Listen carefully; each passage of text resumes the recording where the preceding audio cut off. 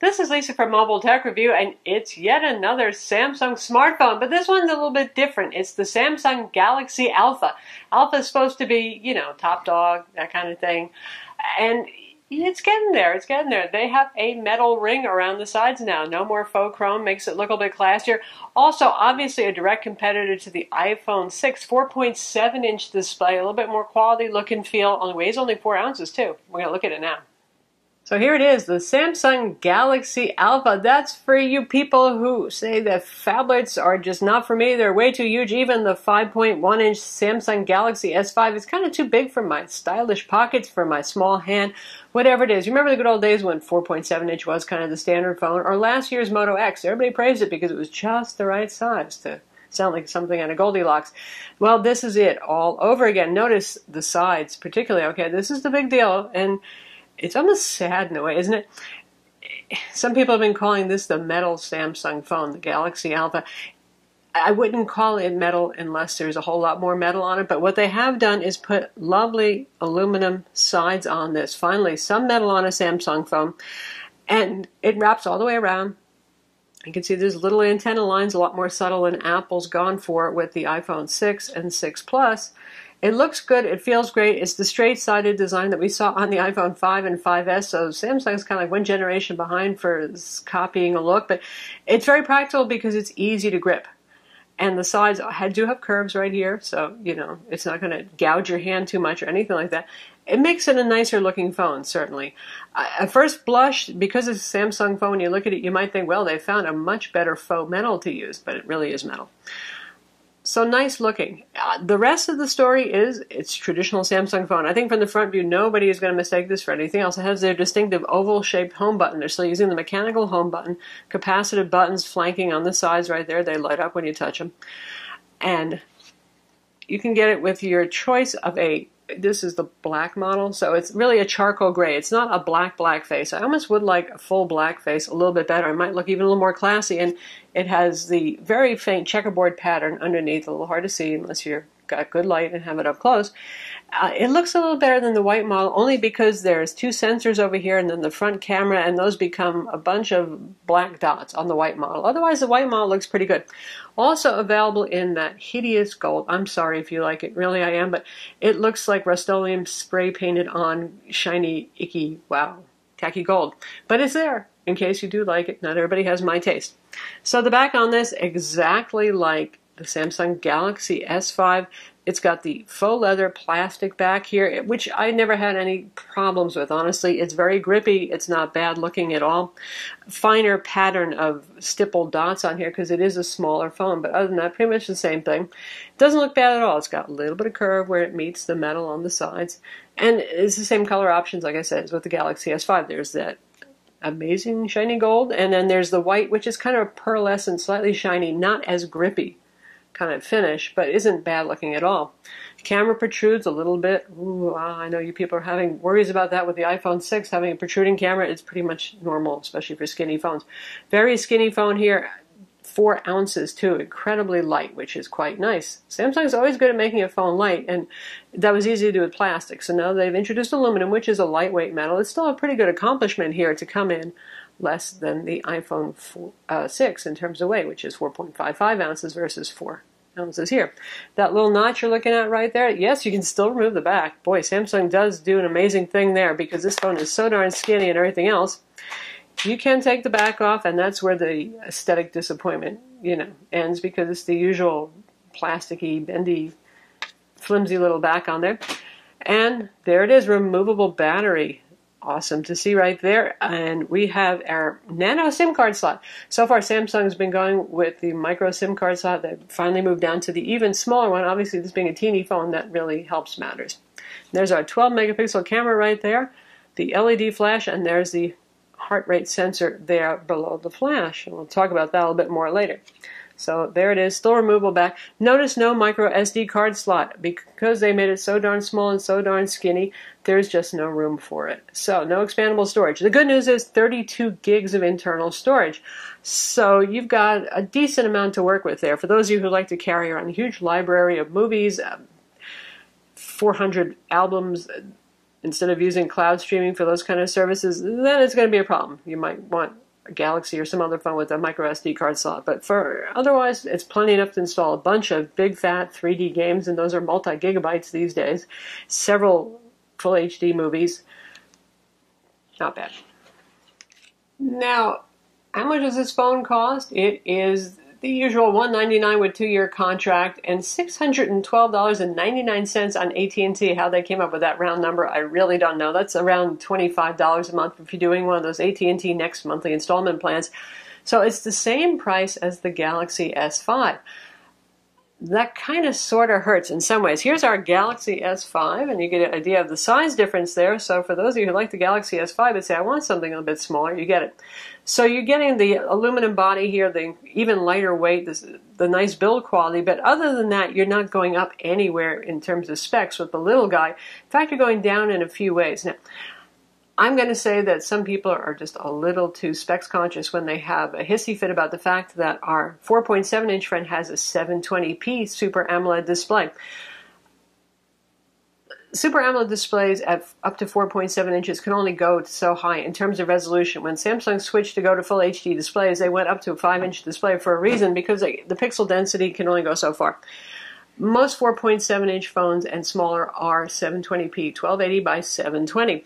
The iPhone 6, working with a slightly different resolution and to ensure that 326 exactly PPI, so-called retina pixel density, is a little bit higher. It's like, 1334 by 750 versus 1280 by 720. You're not going to see that kind of difference so much. So if it's good enough for the iPhone 6, I'd say it's good enough in terms of resolution for this fellow right here.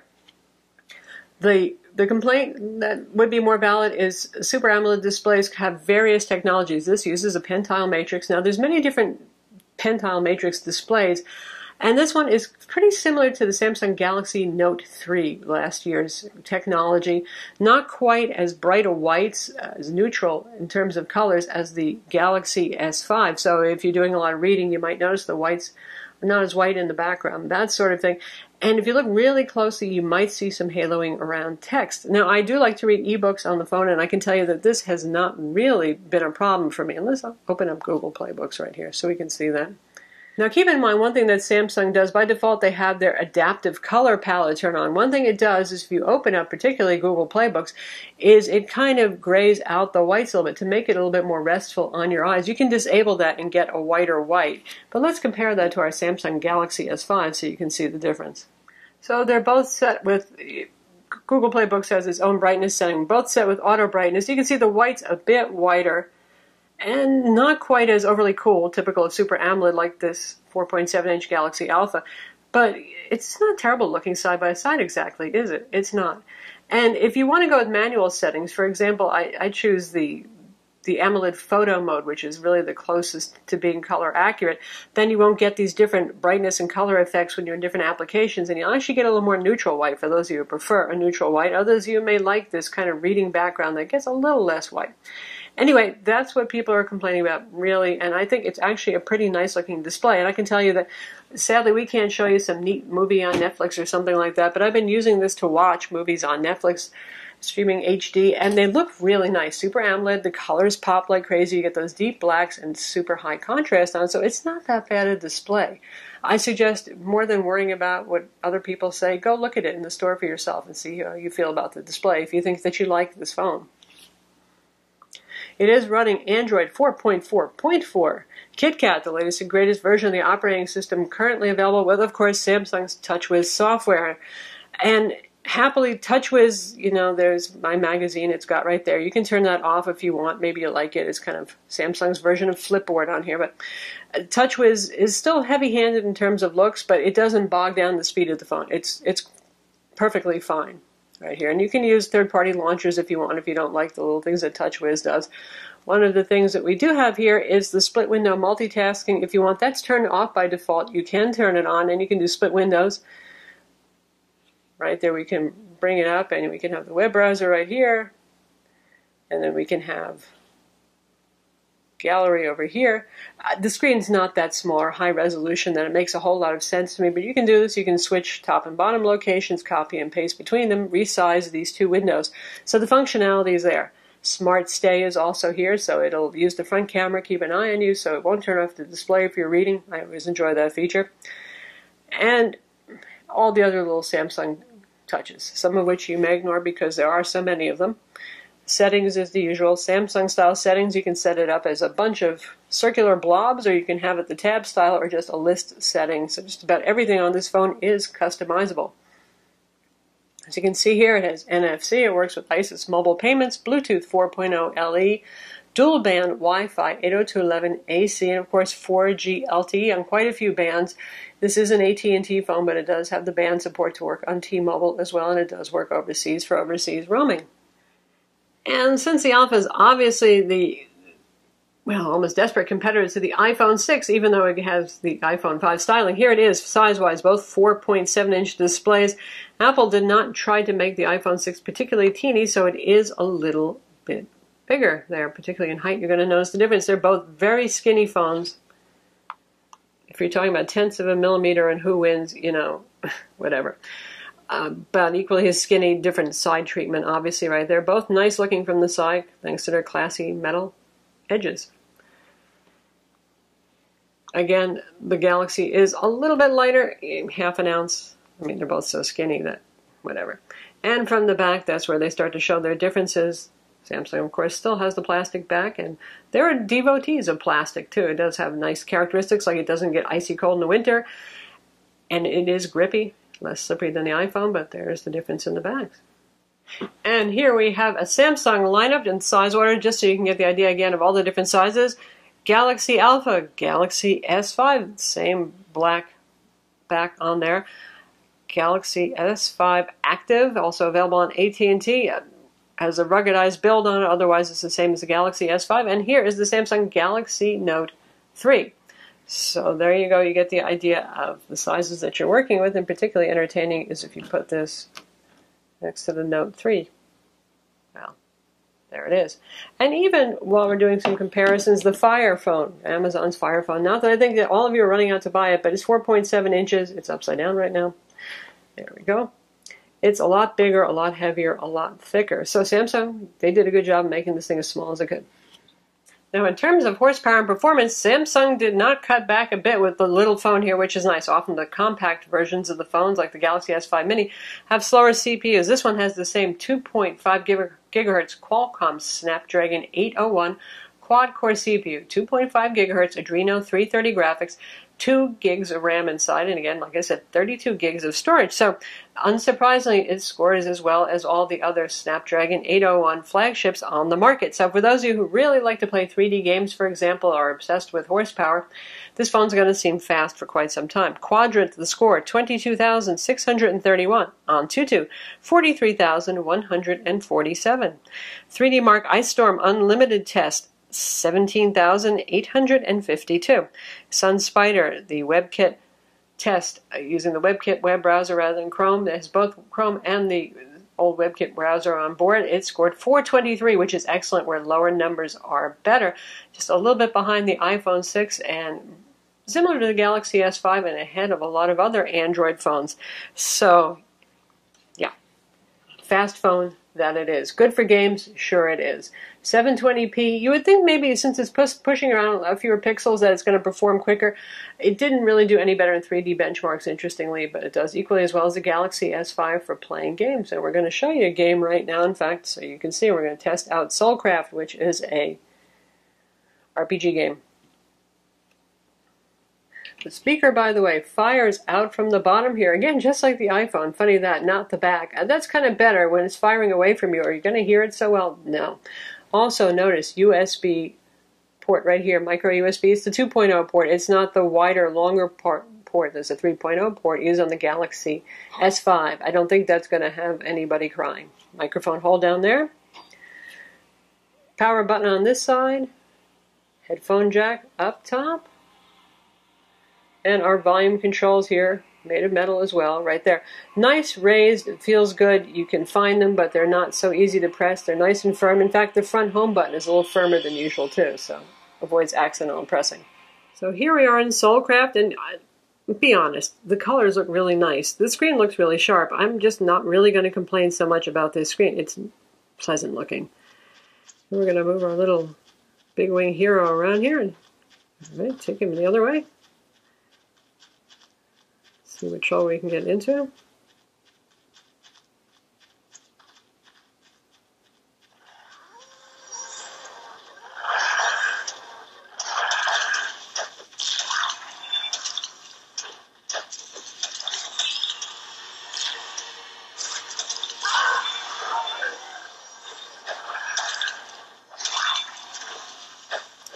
Plays just fine.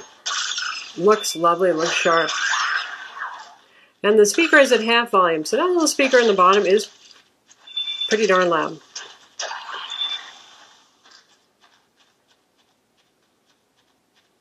So there it is, Soulcraft 3D RPG playing on the Samsung Galaxy Alpha.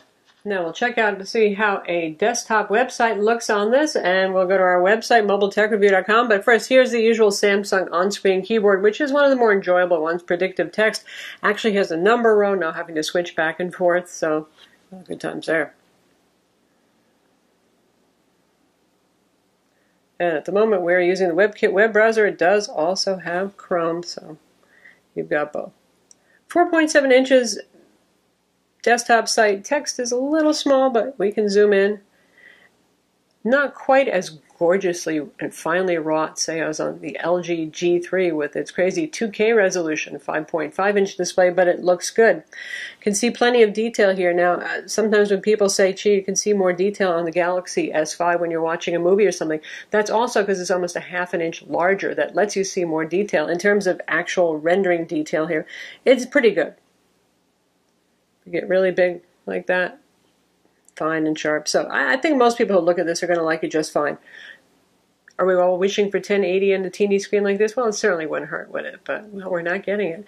And that leads into pricing. It's a well-made phone. It's a compact phone. It's reliable. It's a Samsung product. It has great LTE, Cat4 advanced LTE speeds here, up to 55 megabit per second for downloads we've seen. Good voice quality. But it's the same price as the Galaxy S5, and I think for most people, the metal edges aren't going to be enough to sell them when they feel like they're getting some more features, well, the Galaxy S5, like mostly that full HD 1920 by 1080 display on the Galaxy S5. Galaxy S5 also has the IR control for AV remote control, you know, your TV gear, all that sort of thing. You do get the fingerprint scanner here on the home button. It's the same swipe across to activate it. And happily, with firmware updates, Samsung has actually gotten that to be where, for me, it works most of the time if I'm using my finger and two hands. If you're trying to use your thumb by holding it sideways and doing it like this, you know, Samsung intends it to be up and down only. It doesn't work very reliably. But if you're okay using two hands to use it, you've got the fingerprint sensor. And again, you have the heart rate monitor back here and Samsung S Health, and the heart rate monitor works just fine. It also has a pedometer built in, too.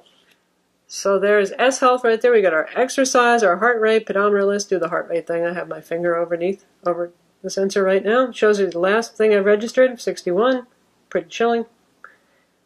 It also has the stress feature, and all that really does is look at your heart rate too, so not really a good indicator of how stressed you are. I must be really stressed right now. Wow, just jumped up there, huh?